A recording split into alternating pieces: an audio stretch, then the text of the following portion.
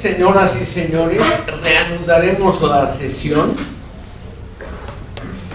y vamos a ver la influencia relativamente grande que generó Descartes y cómo esa influencia también se desarrolló en un país que hasta entonces había producido poquísimo en filosofía, que fue Alemania, y cómo Alemania en los siguientes siglos, con la obra de conocidos pensadores como Leibniz, Kant, Hegel, Fichte, Nietzsche, Marx y otros, se convirtió en una potencia filosófica.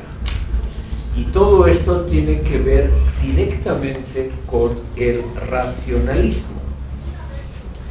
Por ello es que tenemos que dedicar unos minutos a la influencia, cómo se desarrolló en Europa occidental esta tendencia.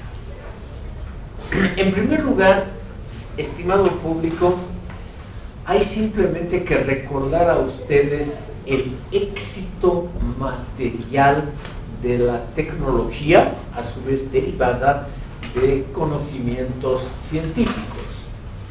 Y esta tecnología novedosa es la que permitió en gran parte el predominio de Europa sobre el resto del mundo durante un largo tiempo hasta el siglo XX.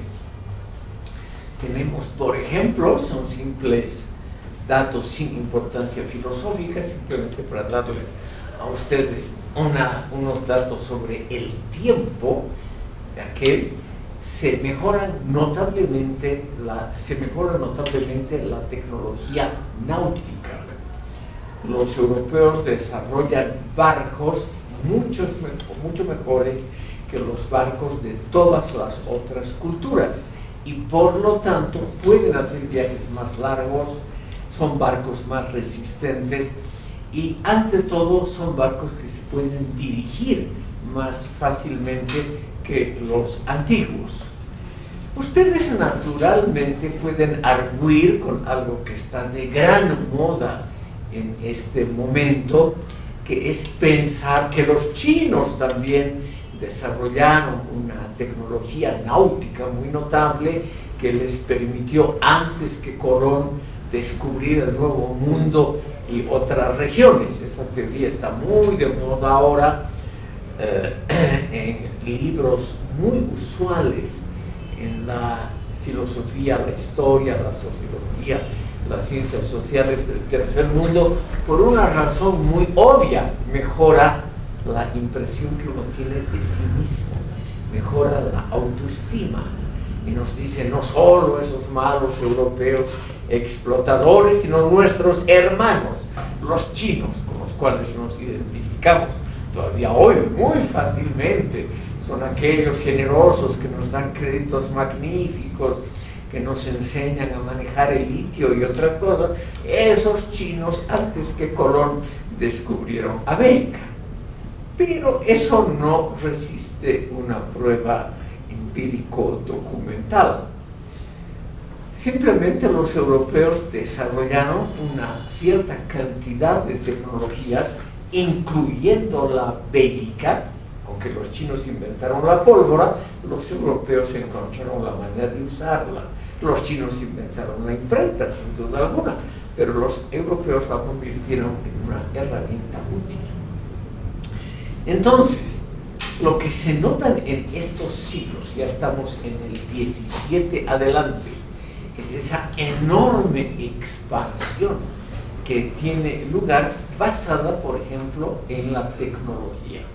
Y son los países que tienen mayor preponderancia en el desarrollo de la ciencia y en su utilización práctica, la técnica: Holanda, Gran Bretaña y Francia, los que construyen imperios coloniales posteriores a España y Portugal y que además duraron más tiempo históricamente. Los ingleses y franceses y holandeses, por ejemplo, aprendieron, lo cual es ese proceso de aprendizaje racionalista, aprendieron de los errores que cometieron los españoles y portugueses en sus imperios coloniales. Y cuando los ingleses conquistan la India, los holandeses lo que hoy es Indonesia, los franceses gran parte del África, ya no tratan de convertir a los aborígenes a la religión que los franceses, británicos y holandeses creen que es la verdadera, sino que se dedican exclusivamente a una explotación económica de las colonias y no se meten para nada en asuntos internos, religión, costumbres, etcétera, etcétera. Lo cual es un aprendizaje técnico, es un aprendizaje de los errores de los otros. En cambio, españoles y portugueses persisten en sus errores y pierden fácilmente sus imperios coloniales. El otro elemento que realmente condiciona esa época, estimado público, es el desarrollo mucho más rápido y exitoso del mundo protestante por encima del mundo católico.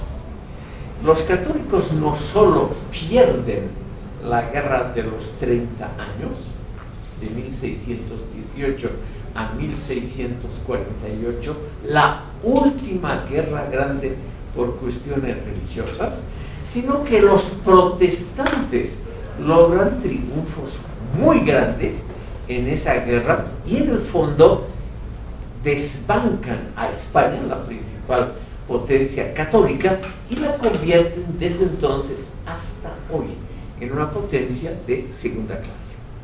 Después de 1648, nunca más las Fuerzas Armadas españolas intervienen en Alemania, Austria, etcétera, etcétera, porque realmente son desbancados por potencias que saben, con menos gente, saben mejores técnicas bélicas. De lo cual ya hemos hablado en una sesión anterior, cómo Rochefoucauld, este filósofo, es uno de los creadores de la victoria francesa sobre los españoles al final de la guerra de los 30 años, simplemente aplicando ideas modernas, científicas, a una cosa que parece estrictamente emocional e intuitiva como es la guerra. Pero estos filósofos se dan cuenta de que también las acciones bélicas pueden ser notablemente mejoradas por la razón y el racionalismo prácticos. O sea, en los campos de la tecnología, de la guerra, en la política, realmente hay un auge sin precedentes de las naciones protestantes. Es claro el ejemplo de Gran Bretaña, pero yo quiero mostrarles otro muy exitoso, yo diría en términos relativos, mucho más exitoso, que es el caso de los Países Bajos. Holanda, que es un país muy pequeñito, como es hasta hoy, muy pequeño, pero que logra, por ejemplo, construir un imperio colonial gigantesco. Lo que hoy es Indonesia, un país en el Asia sudoriental, como se trata, estimado público, de la cuarta potencia demográfica del mundo, después de la India, la China y los Estados Unidos, es el cuarto país más poblado del mundo. Ese país va a tener realmente un gran peso en la política y en la economía de las próximas décadas. Por eso no estaría mal preocuparse, así sea muy marginalmente, por Indonesia. Indonesia fue la principal colonia de Holanda, conquistada como la India por los ingleses por un número pequeñísimo de fuerzas militares. O sea, el colonialismo moderno usa otras tácticas, por ejemplo la táctica de infiltrarse en territorios, ampararse en unos gobernantes contra otros, crear divisiones internas, toda una serie de tácticas que reemplazan muy exitosamente esas costosísimas avanzadas de los españoles y portugueses, que realmente dejó económicamente muy maltrechas a naciones como España y Portugal. Perdón, ¿tengo el nombre de usted? No, pero no es necesario. Bueno, gracias. Por favor. Una consulta. Estamos mencionando que España ha quedado rezagada a raíz de la pérdida de... Y nosotros, ese es el gran problema, la mentalidad. Con seguridad nos ha afectado por cómo ha sido la colonia, ¿no? Pero también mencionó en la clase anterior, puso el ejemplo de Francia y de España, que son países de una larga trayectoria, ¿no? de miles de años, si no me equivoco, mencionó en Francia y de Inglaterra, que casi nunca llegó a ser conquistada en su totalidad, es decir, que permanecía ese asentamiento. ¿Tendrá algo que ver la conquista, no sé si árabe, pero del Islam, de buena parte de España por casi 800 años, 700 años? En realidad se liberaron casi el mismo año que descubrieron América. El mismo año. Sí, y estuvieron tal vez más concentrados en conseguir plata que en desarrollar un país y desarrollar cierto desarrollo cultural o científico. Le agradezco mucho la pregunta. En términos historiográficos, sociológicos y politológicos, la pregunta que usted señala se ha vuelto extremadamente importante. La formularé en otros términos aquí para el público. Tuvo la influencia árabe que duró casi 800 años, de 711 a 1492. Tuvo una influencia decisiva sobre la mentalidad, las costumbres, el desarrollo de la ciencia española, de la filosofía. Es decir, fue la influencia islámica un factor que hizo avanzar o un factor retardatorio, sobre todo bajo la lógica de la modernidad que comenzaba en ese momento. Es una pregunta muy complicada la que usted señala y que no se la puede contestar claramente. Es lo mismo pensar, por ejemplo, ha sido una bendición para Holanda el no tener recursos naturales, no tener ni carbón, ni petróleo, una buena agricultura, etcétera, justamente para fomentar la inventiva de sus habitantes. Son preguntas altamente hipotéticas, muy interesantes, pero que nunca pueden esperar una respuesta clara. Yo le daré solamente mi opinión, que como tal es una opinión entre otras y puede estar totalmente equivocada. Yo supongo que la invasión islámica fue pésima para España. En primer lugar, porque los naturales, o sea, los españoles del siglo VIII, no aceptaron pacíficamente la invasión islámica árabe y se resistieron por las armas. Fue una resistencia que duró 800 años y que terminó lo que los españoles llaman la reconquista y que terminó exitosamente en enero de 1492 con la conquista del último reino árabe en España, que era el reino de Granada.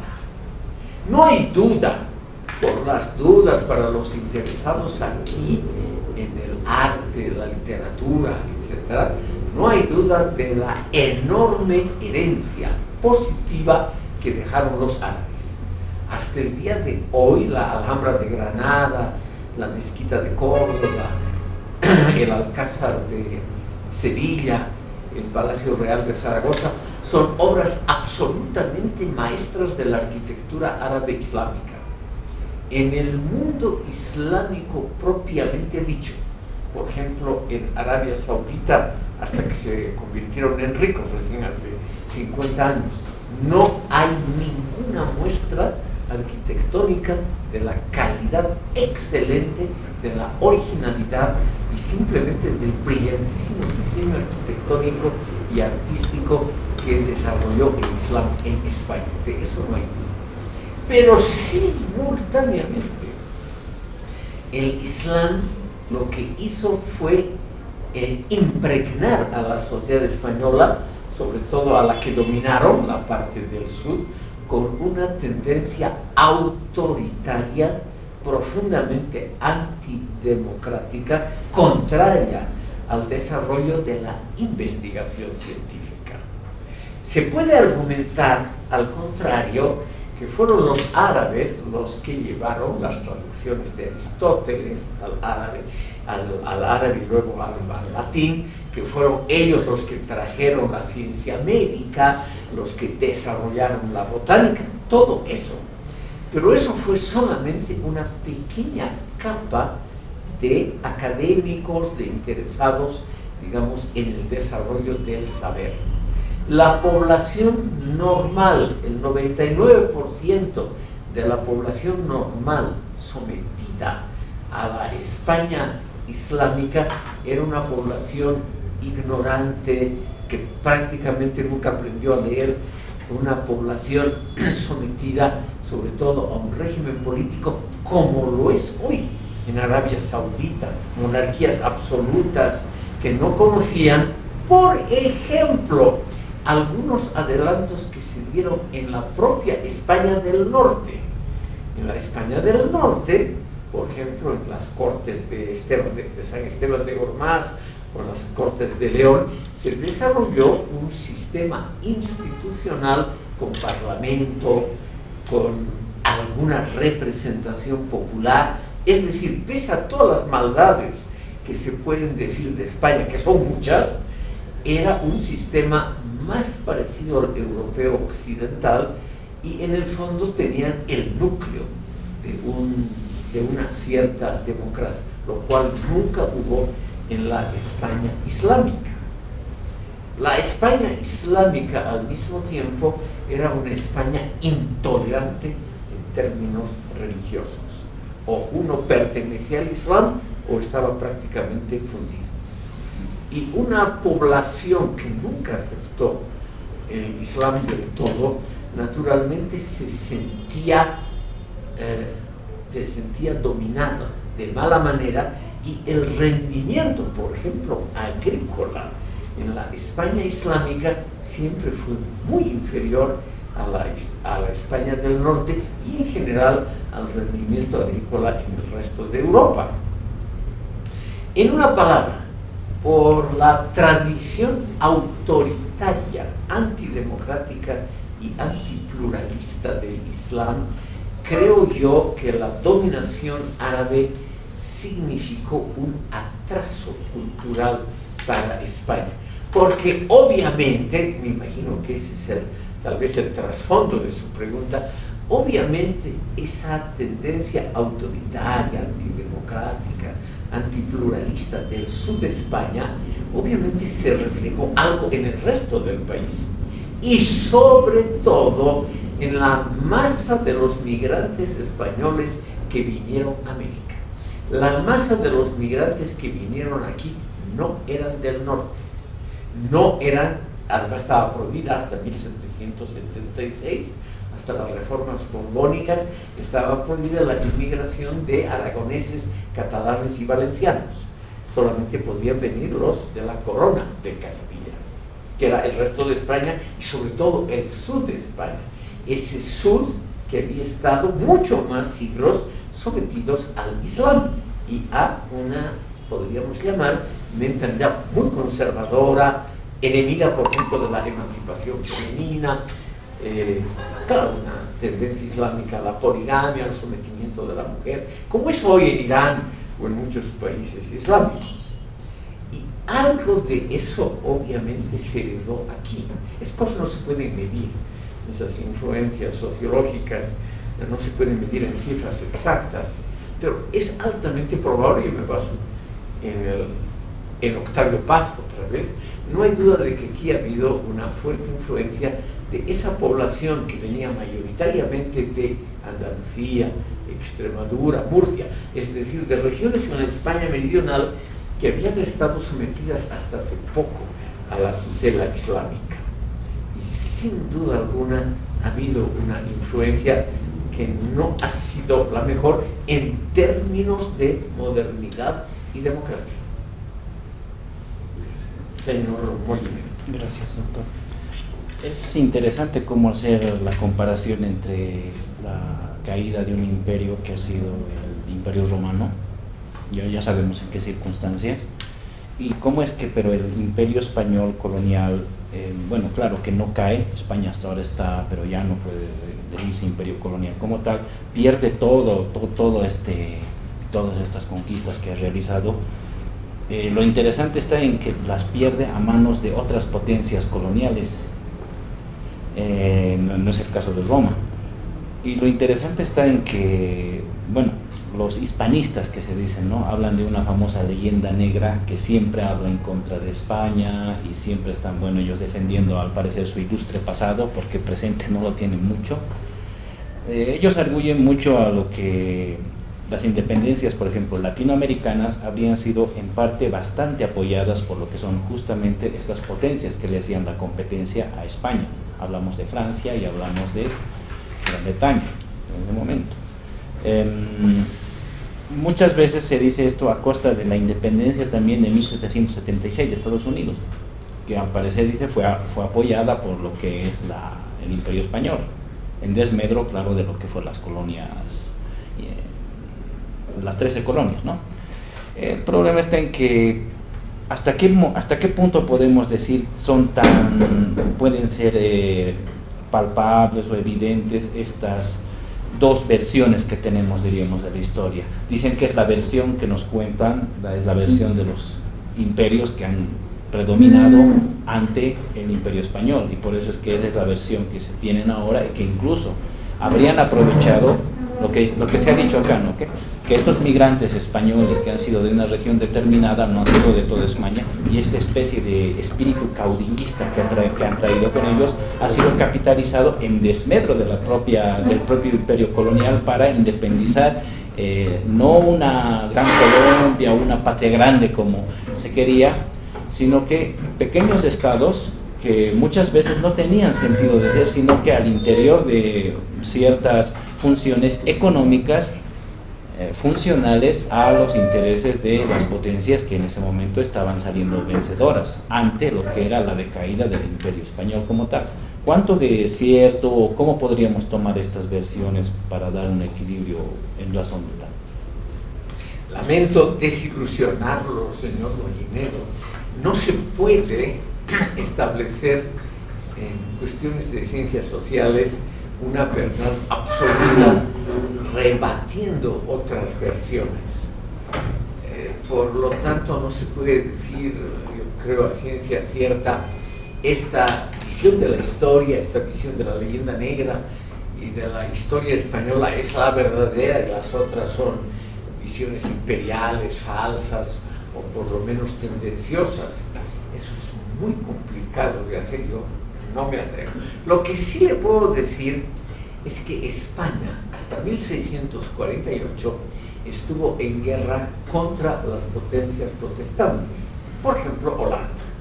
Holanda justamente adquirió su independencia con los tratados de Westfalia y España tuvo que reconocer la independencia holandesa en 1648 y terminar la llamada guerra de los 80 años, que fue la guerra de la independencia de Holanda contra España. Holanda había sido heredada por cuestiones dinásticas. Carlos V heredó de su abuela María de Borgoña, heredó Holanda, Bélgica, Luxemburgo y otras regiones. En esas épocas, muy diferente a la cuestión actual, esos procesos dinásticos eran extremadamente importantes. Y entonces un país podía pasar de una soberanía a otra, no por la voluntad popular, al pueblo jamás se lo consultó hasta la Revolución Francesa, sino que podía pasar por cuestiones de herencia dinástica. Y es así que Holanda, Bélgica, Luxemburgo, Austria, Hungría, una parte de Ucrania, etcétera, el norte de Italia, el sur de Italia, Nápoles, Sicilia, pasaron a un rey de España porque él heredó legalmente esos territorios. Entonces, viene la pregunta del señor Molinero, la leyenda negra. ¿Qué hacen los que combaten a España? Primero holandeses, luego ingleses. También es importante, siempre es importante en toda guerra, en todo conflicto, ha sido importante la parte que podríamos llamar de propaganda ideológica. Entonces, ellos crean una leyenda que los españoles la han llamado la leyenda negra. Y la leyenda negra en el núcleo es muy simple. Dice que el dominio de España ha sido particularmente duro, perverso, contrario a los pueblos originarios, etcétera, etcétera.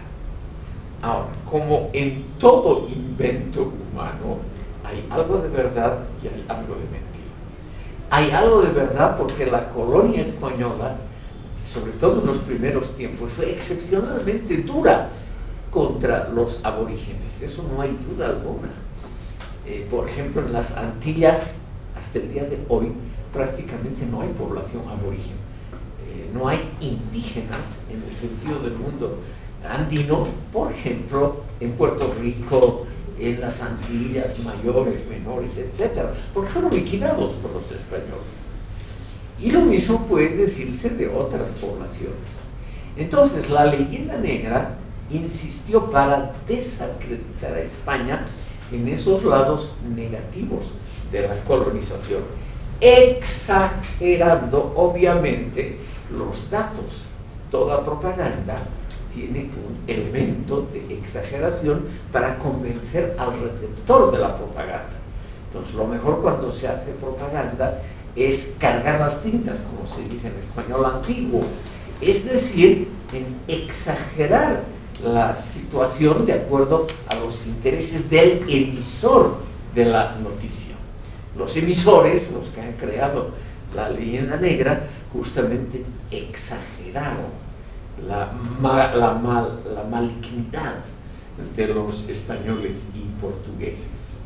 Y lo hicieron de forma muy efectiva, es decir, hasta hoy hay la idea de que la colonización española fue excepcionalmente dura y perversa, cuando seguramente muchos otros sistemas coloniales han sido igual de perversos en la ya larga historia de la humanidad.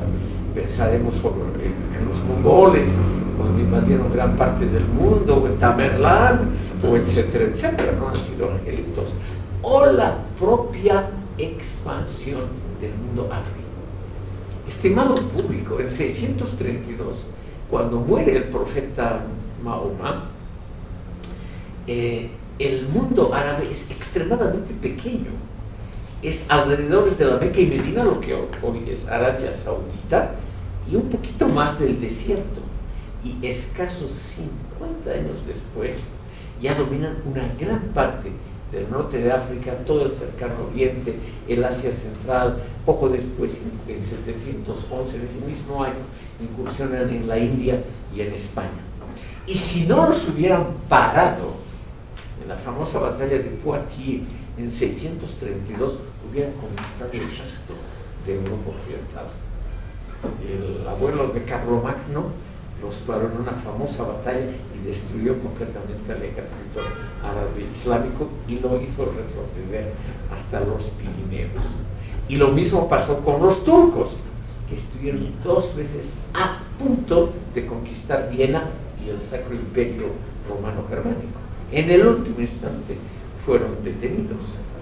Y en sus países de origen, por eso hay un sentimiento antiturco muy fuerte en los Balcanes hasta hoy, hay un sentimiento muy fuerte de que han perdido una gran parte de su identidad, de su historia y del tiempo por la dominación turca. Cuando los griegos se independizaron en el siglo XIX, ellos dijeron: hemos perdido 600 años de dominio bajo los turcos, estaríamos a la altura del resto de Europa, y ahora, decían los griegos entonces, ahora es un pueblo pobre, de pastores y agricultores que malviven, etcétera, etcétera. Es decir, en todas partes pueden haber sistemas coloniales muy diferentes entre sí, unos más malos, otros más buenos. El Imperio Romano, por ejemplo, no ha sido tan perverso. Nunca hubo una sublevación nacionalista, salvo la de los judíos en todo el Imperio Romano. El imperio sucumbió por la invasión de pueblos fuera del imperio, o sea, los bárbaros germánicos, etc. Pero no porque hubo una rebelión nacionalista, por ejemplo, de los españoles, o una rebelión nacionalista de los habitantes de Britania, de los actuales ingleses. No hubo nada de eso, porque fue un imperio que produjo carreteras, acueductos, termas, escuelas, y donde la gente podía moverse libremente. Es decir, para la época no fue tan malo el imperio romano. Por eso hay mucha diferencia entre sistemas coloniales. La otra parte de su pregunta es más difícil de responder. ¿Podría usted formularla de nuevo? Mi memoria, lamentablemente, en la ancianidad es muy mala para cosas recientes. La última parte. Sí, la última. Ya, la última parte, bueno, vendría a ser... Después de la leyenda sí, negra. Sí, ¿cómo es que, no, pero se apoyan los hispanos en esta leyenda negra para promover ahora, que ahora estamos en octubre, ¿no? Justo el Día de la Raza, ellos le dicen el Día de la Hispanidad, cada uno le da una denominación distinta, ¿no? Pero cómo es que este espíritu caudillista en parte dice que se trae de esas tierras, al parecer, de las partes menos desarrolladas de España, y cómo es que en aquí cuaja y se desarrolla con el mestizaje, que quiera ser o no, bueno, acuajados acá. Y cómo es que al final dan a luz a ciertas naciones que en últimas piden más una independencia, pero no por una constitución o por una autocomprensión que se deben autodeterminar, o algún ideal, diríamos, que podríamos perseguir por el modelo del Estado-Nación europeo, sino se basan directamente por puros intereses, cálculos, y en parte apoyados por las colonias, los imperios coloniales que estaban en desmedro, querían de una vez desquitarse de esa afronta que habían recibido en 1776 con la independencia de las 13 colonias. Entonces, su desquite ha sido que ya también le vamos a quitar el imperio colonial y de una vez vamos a zanjar las cosas con el imperio colonial español. La pregunta era entonces, en síntesis, mucho de lo que ahora tenemos como realidad los propios países latinoamericanos sería una de las razones por las que no encuentra su sentido de ser, o le cuesta tanto encontrar ese sentido de la historia como tal, pues no han surgido producto de independencias o nacionalistas, entre comillas, al modelo europeo, como acá más han sido intereses, diríamos, foráneos, los que muchas veces han determinado guerras, movimientos, ejemplos, independencia de Panamá, de Colombia, por el Canal de Panamá, no era entonces un interés nacionalista. La propia pérdida del litoral a manos de intereses ingleses, más allá de que seamos buenos o seamos malos, eso ya es una cuestión de valor, pero lo que se dio, era más por cuestiones limítrofes tendientes al mercado, el salite y el guano. Y lo mismo con otros países, debe ser, que no tenían mucho futuro, diríamos, entre comillas, con el modelo Estado-Nación comparado a lo que era la realidad europea.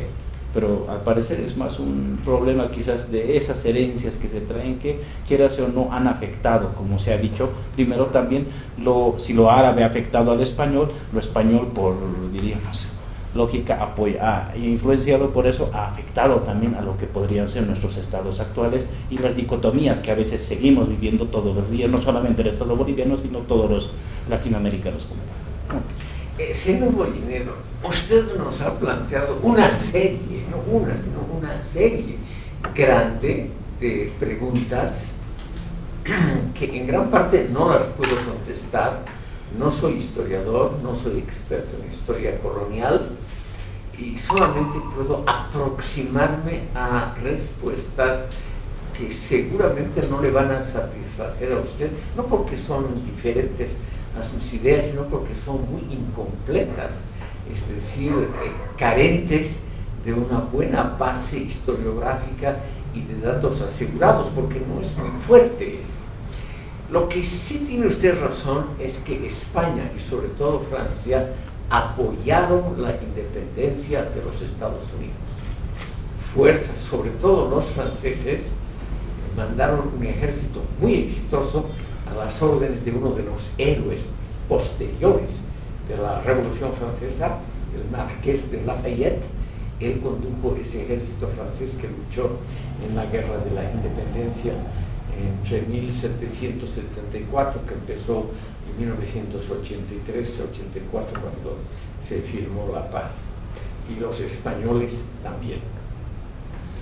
Pero de eso a pensar que había una intención de derrumbar el imperio británico, yo creo que la intención era mucho más elemental, simplemente el hacer que el gobierno británico tenga que ocupar tropas en la defensa de sus 13 colonias en los momentos en que en Europa se libraron varias guerras, y entonces obviamente se debilitaba a la potencia británica con estas luchas en 3 o 4 frentes muy distantes entre sí.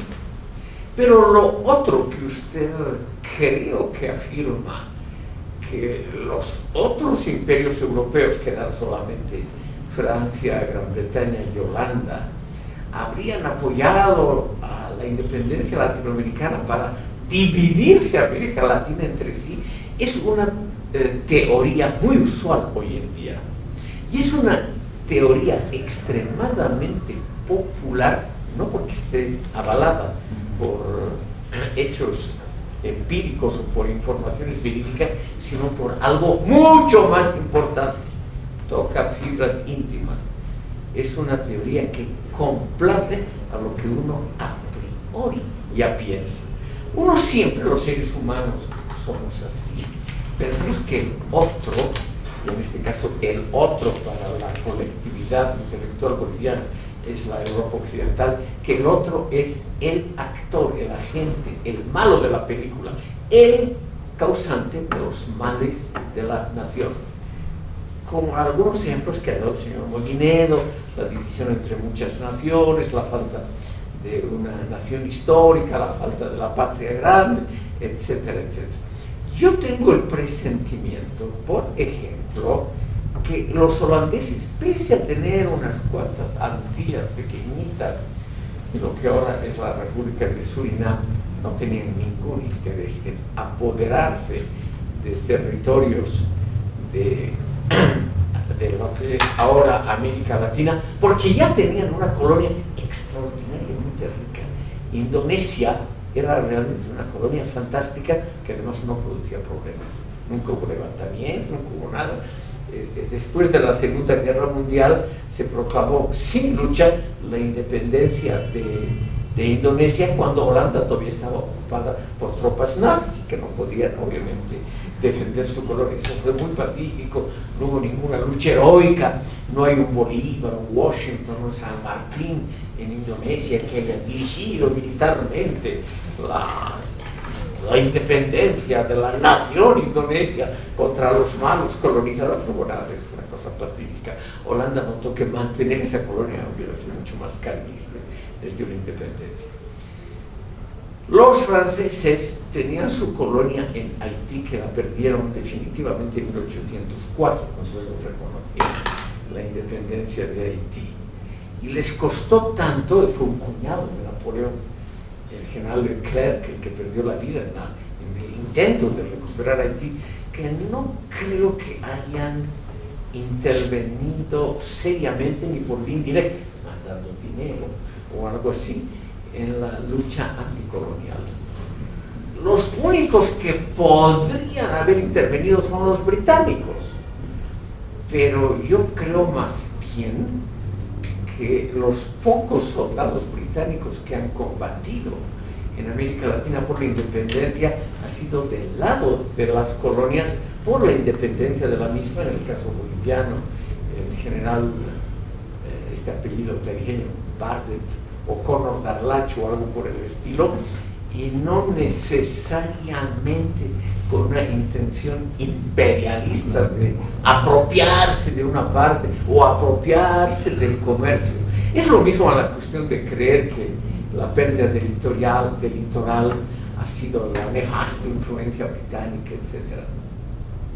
Señor Moginedo, el estudio de la filosofía nos enseña, entre otras cosas, a algo muy penoso, dudoso y doloroso, que es dudar de nuestras convicciones más profundas.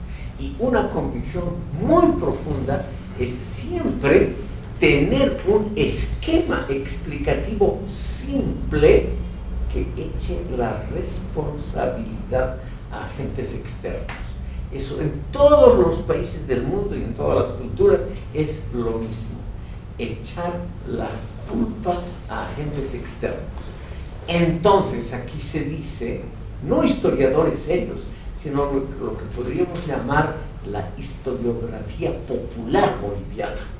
O sea, lo que la gente normalita cree, que la gente normalita no lee libros de historia. Creen que la guerra del Pacífico, Chile solito nunca hubiera podido derrotar a esas potencias como el Perú y Bolivia, y si lo hizo fue por la perversa ayuda británica que estaba detrás de Juan, el salitre del cobre, etc. Eso suena muy bien, pero es muy difícil de lograr, muy difícil. Es más, esa convicción popular, que es muy profunda, toca fibras emotivas muy intensas que tenemos adentro y de las cuales rara vez nos podemos liberar. Porque liberarse el liberarse significaría decir, hemos perdido la guerra por ineptitud propia, y eso nadie acepta eso. Entonces es mejor echar la responsabilidad a un agente externo. Ese esquema explicativo en el África es también extremadamente usual. Como creo que les he contado, para una fundación alemana, yo he vivido unos horribles años en países africanos, justamente en los de habla francesa. Y en todos esos países, también en los de habla inglesa, se dice, es una teoría del nativismo muy parecido, con otro nombre a las teorías que hay aquí, que sin la penetración colonial europea, los países africanos hubieran inventado la bomba atómica, la aviación moderna, la penicilina, etc., y los altos hornos, antes y mejor que los europeos. Ha sido esa penetración la que ha impedido el desarrollo brillante que la historia habría prometido a los pueblos africanos. Cualquier análisis un poquito serio nos muestra que eso es cuento chino, porque la gran cantidad de las colonias africanas, europeas en África, han sido recién a partir del Congreso de Berlín, que dividió el África en zonas de influencia. Es decir, por ejemplo, lo que ahora hay el golpe de Estado en Níger, y lo que los nigerinos, no confundir con Nigeria, que es el país vecino de habla inglés. En Níger, en la ex colonia francesa, se dice que sí, la nefasta influencia francesa, que solo duró 60 años, Níger estaría a la altura, etcétera, etcétera. Níger, cuando llegaron los franceses, era un país sin ninguna cultura urbana, era un país muy, muy atrasado, además sin conciencia nacional. No existía una conciencia, un Estado que diga, nosotros somos nigerinos y nos defendemos de la influencia francesa. Eran tribus sueltas. Y los franceses son los que han creado el mundo urbano, las carreteras, los principios de un sistema escolar, etcétera, etcétera. Pero ahora la opinión pública, hablando un buen francés, la opinión pública nigerina está totalmente convencida que sin la influencia francesa ellos hubieran inventado la bomba atómica, hubieran, descubierto la penicilina antes y mejor que los franceses. Esa es una opinión absolutamente popular, y como es muy enraizada en lo que podríamos llamar la mentalidad general, es muy difícil de discutir con un africano normal, porque ellos ya tienen la respuesta a todo. El colonialismo es el culpable de nuestros males. Y listo. No hay nada que discutir. No se les puede decir, pero si la Gran Bretaña conquistó Nigeria, el país más pobre del África, Nigeria recién en 1890, es imposible que en pocos años, hasta la independencia en 1960, hubieran destruido toda una gran cultura. Nada. La respuesta es muy simple y sobre todo es muy creíble, porque uno quiere creer en eso. El enemigo, el otro, el colonialista, es el culpable de todo. Entonces, esos esquemas mentales son los que nosotros, siguiendo la tradición que estamos estudiando de Descartes, de poner en duda todo, es lo que tenemos que estudiar analíticamente. Y eso significa poner en duda esas mentalidades colectivas. Allá al fondo. Perdón, doctor, está interrumpiendo en el avance de su programa. Ahora mismo. Hemos comentado muy a la rápida que cuando empezó cuando se dio el despegue científico de Europa, Sí. ya en China habían avances. Sí. ¿No? He comentado la parte naviera, la imprenta, tenían descubrimientos, Sí, la pólvora. la pólvora, que posiblemente incluso superiores a lo que tenía Europa. Hay una explicación, porque sale una pregunta: ¿por qué se estanca China si ya estaba aventajada de Europa? ¿Por qué se estanca China? Este científico, biólogo, creo, John Needham, lanza la pregunta, ¿no? ¿Por qué China se estanca?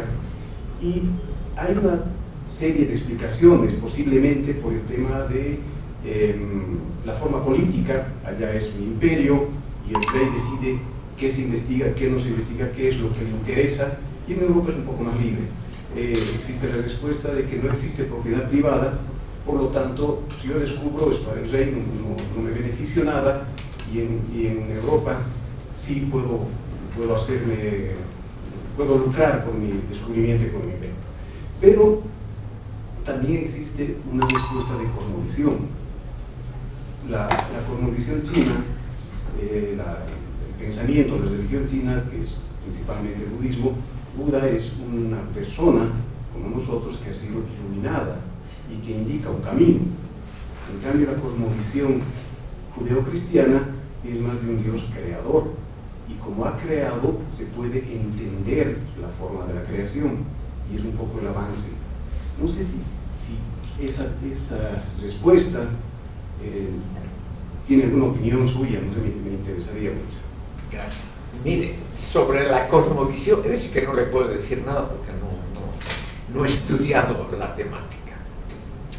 Pero usted ha mencionado a un personaje que lo vamos a estudiar, le vamos a dedicar una sesión entera. Usted ha mencionado al sinólogo Joseph Needham, un británico. Este señor ha iniciado una escuela extraordinariamente exitosa, de la cual un autor que ahora empieza a ser muy leído en América Latina, Dipesh Chakrabarty, un hindú, es el gran representante. Y eso vamos a estudiarlo, por lo tanto, si usted lo permite, vamos a diferir la respuesta a la sesión siguiente.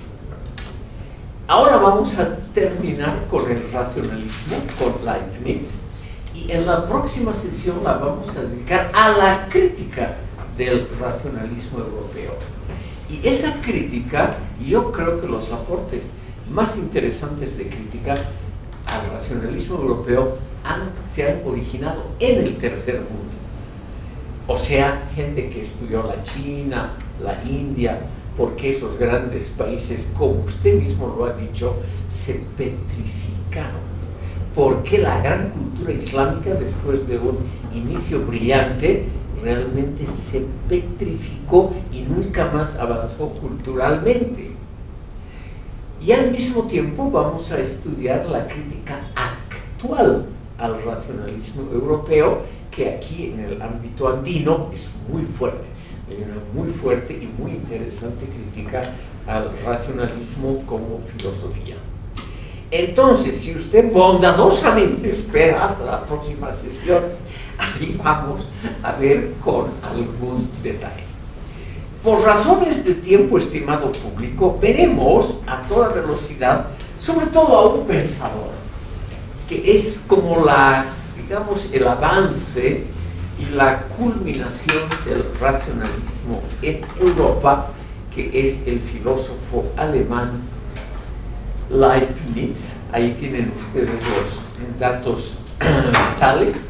nació en 1646 y murió en 1716, la vida de él nos da ya una pauta interesante sobre cómo se desarrolló el racionalismo hasta el esplendor del siglo XVIII. El esplendor mismo del racionalismo, o sea, el siglo de las luces, eso, estimado público, pertenece a Filosofía Moderna II, y como aquí los docentes son muy celosos de sus módulos, no puedo ingresar a él, pero a Leibniz sí. Gottfried Wilhelm Leibniz provenía de una típica familia de la burguesía urbana, en el sentido original de burguesía, igual que Descartes, una familia de juristas, médicos, funcionarios de Estado, toda gente que no tenía propiedad sobre medios de producción. O sea, no era la burguesía en el sentido que el término ha obtenido desde Marx adelante.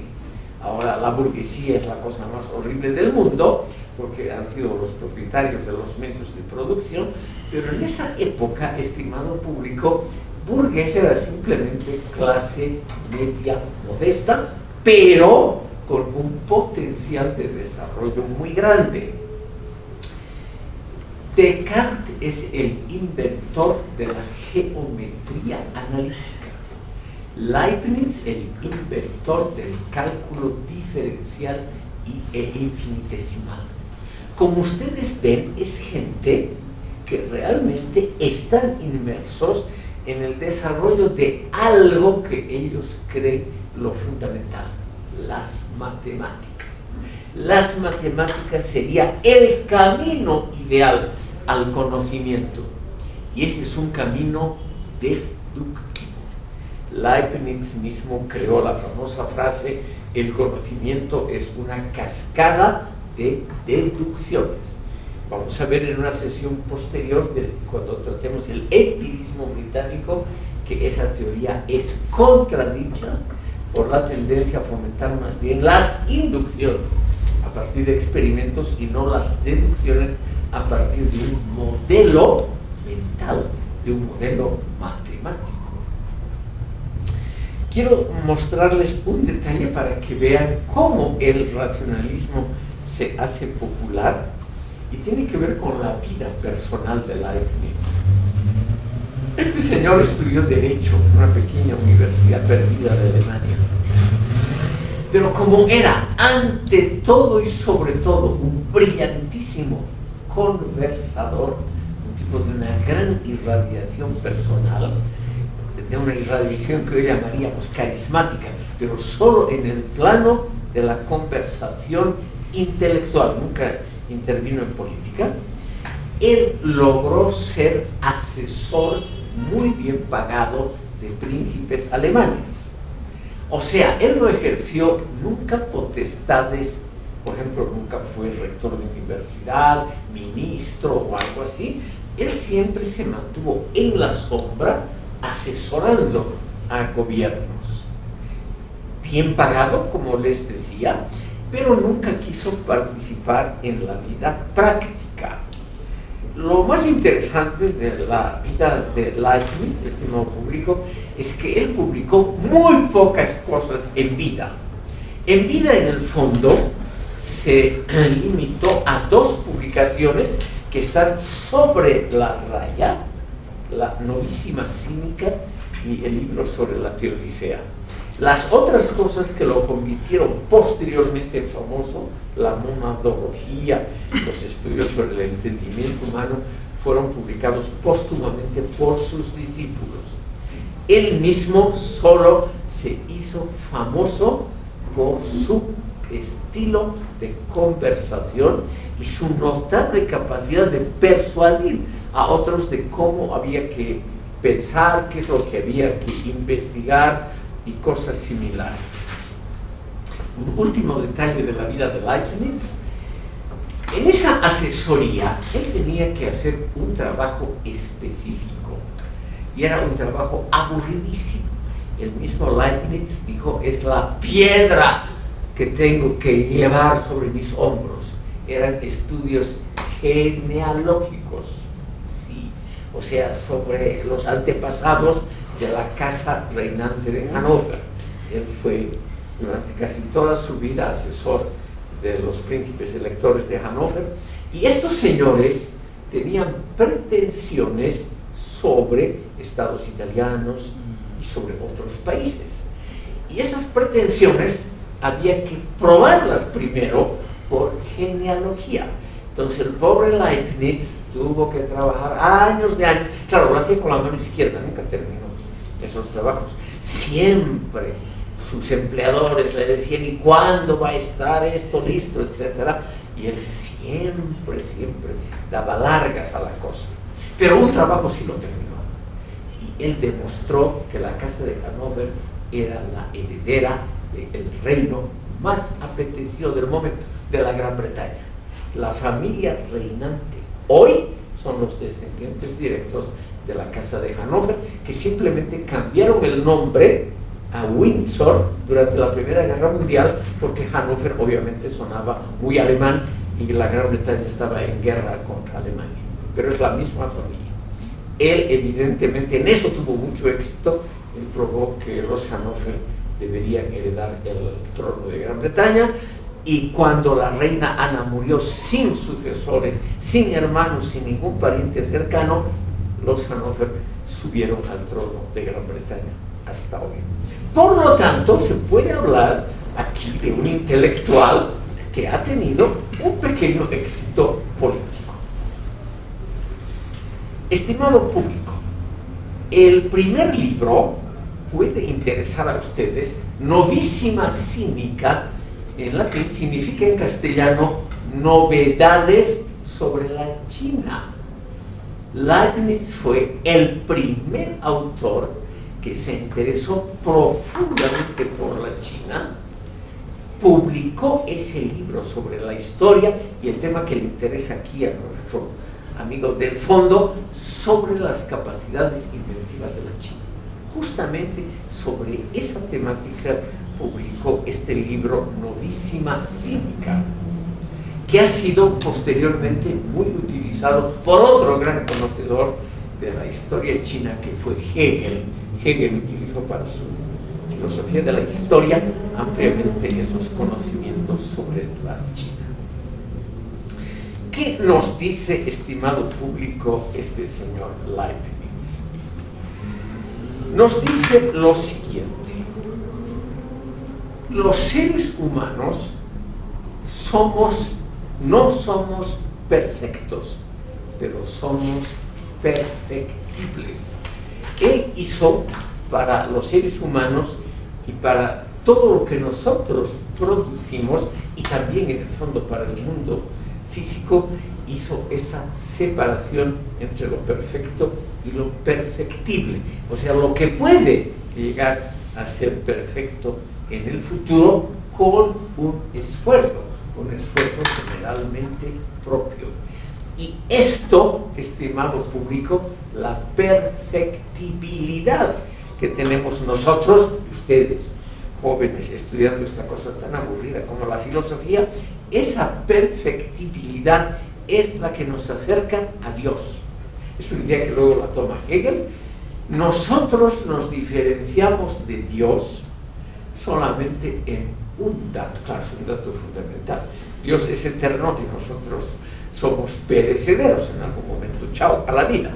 Solamente en eso. Después, en la manera de pensar, sí, estimado público, en la manera de elaborar juicios, en la manera de percibir el mundo, en la manera de ver el universo, nosotros lo vemos exactamente como lo hace Dios. Por lo tanto, nuestra mente es divina. Nuestra mente es realmente una parte de la divinidad. Leibniz, estimado público, creyó sobre todo que Dios, el ente absolutamente perfecto, Dios solo pudo crear algo también cercano a la perfección, algo que sí puede ser mejorado, que es perfectible, que es nuestro mundo habitable. Y ahí él dijo la famosa frase el mundo que tenemos es el mejor de los mundos posibles. No de todos los mundos, sino de los posibles.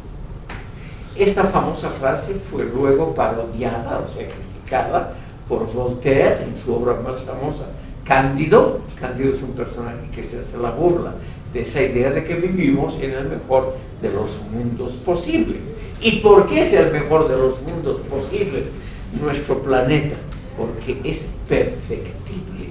Nosotros podemos mejorar al planeta con nuestras actividades. ¿No es cierto que es hermoso, estimado público?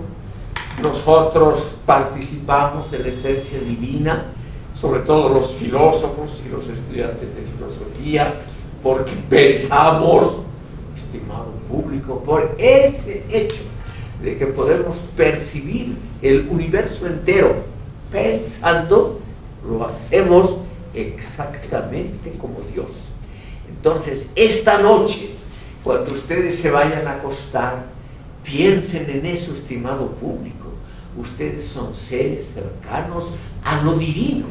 Cuando ustedes perciben a su amada, a su compañero o compañera, cuando ustedes perciben el mundo material o cosas muy elementales como la cama, etc., ustedes perciben esos seres y esos objetos exactamente igual como los percibiría Dios. Mismos colores, misma extensión, exactamente igual. Dios nos mira y nos ve como nosotros nos miramos. Es el racionalismo en su máximo esplendor. Dios es estrictamente racionalista. Dios en su bondad creó ese mundo perfectible en el cual los humanos nos movemos libremente. Eso es otro de los aspectos casi perfectos, perfectibles de nuestro mundo. Nosotros podemos decidir al tomar una acción. Nosotros somos libres de tomar decisiones. Y para que seamos realmente libres, escuchen esto porque es el núcleo de la idea leibniziana, para que seamos libres tenemos que saber elegir entre el bien y el mal. Entonces, el mal está en el mundo puesto por Dios está puesto el mal, estimado público, solo para que nosotros tengamos durante nuestra vida, durante toda nuestra vida, en cada minuto de nuestra vida, la posición de elegir entre el bien y el mal en total libertad. Nosotros podemos pecar, podemos equivocarnos, pero podemos enmendarnos.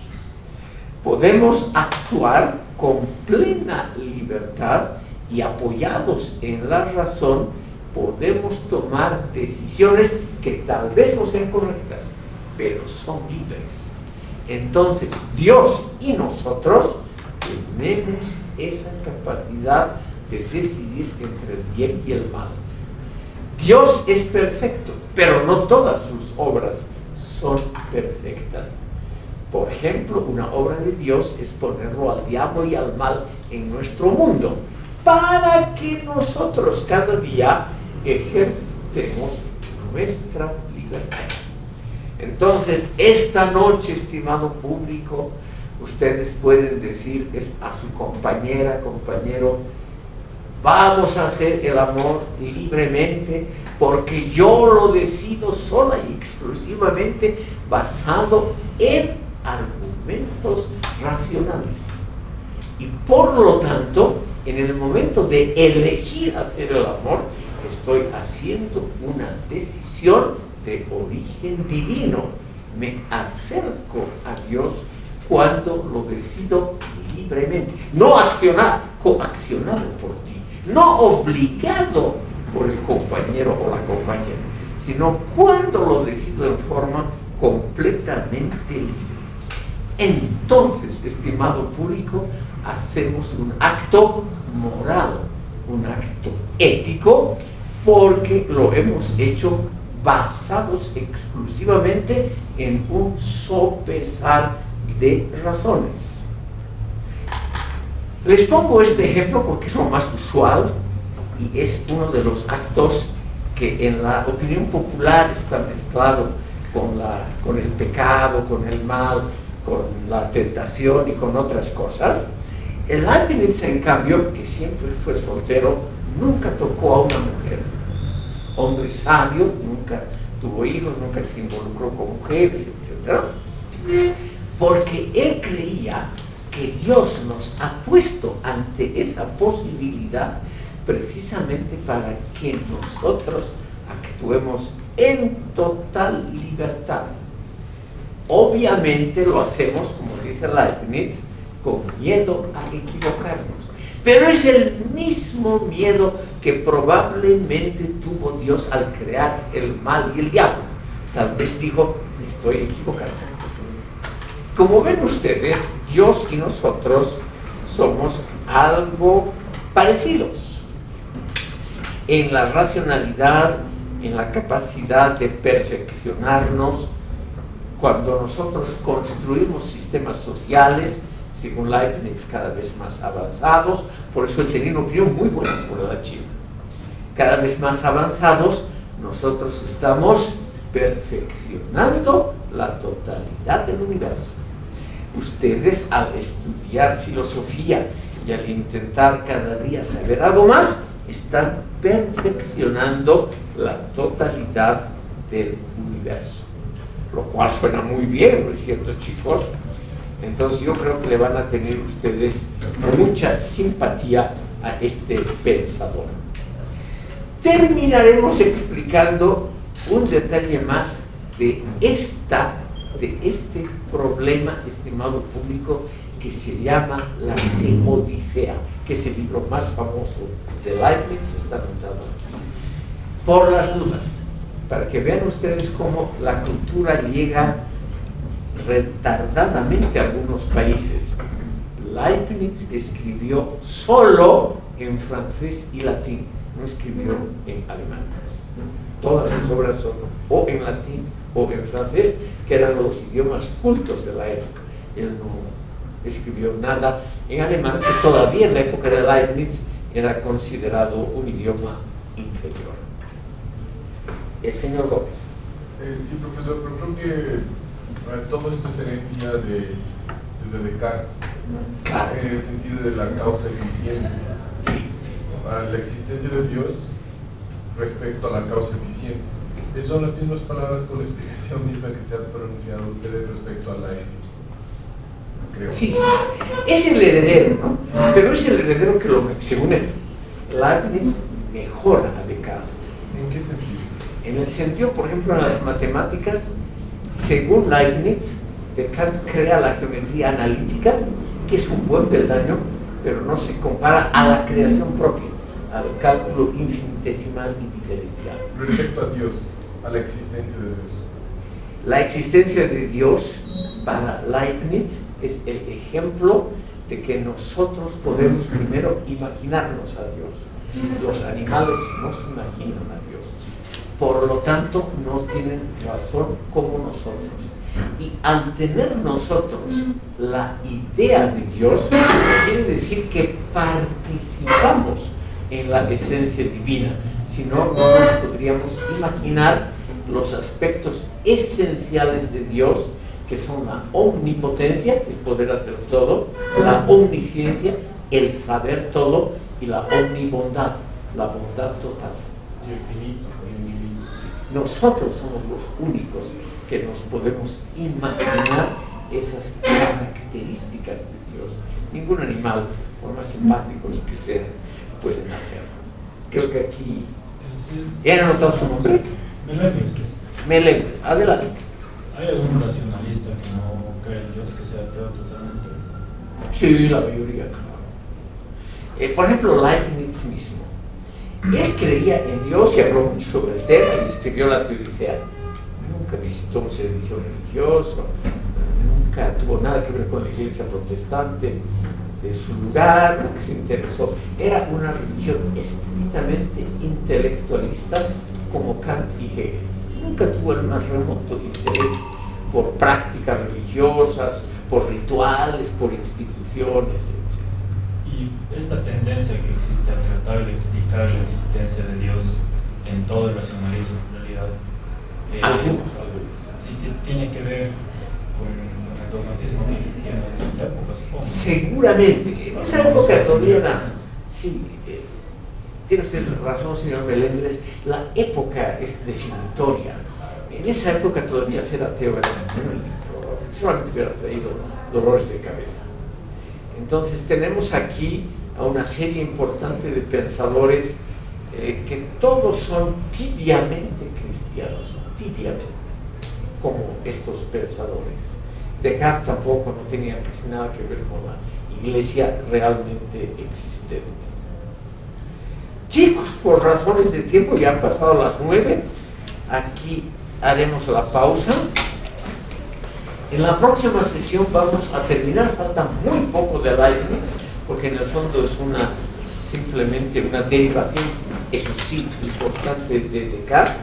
Vamos a ver muy rápidamente a unos pensadores alemanes, les he puesto los nombres aquí, porque ya empieza la gran filosofía alemana. Y curiosamente en esa filosofía alemana está la obra de un monarca. Federico II, en Alemania llamado Federico el Grande, él escribe filosofía, el rey de Prusia. Y por lo menos tenemos que mencionarlo porque él es el protector de Kant. Hasta el próximo lunes.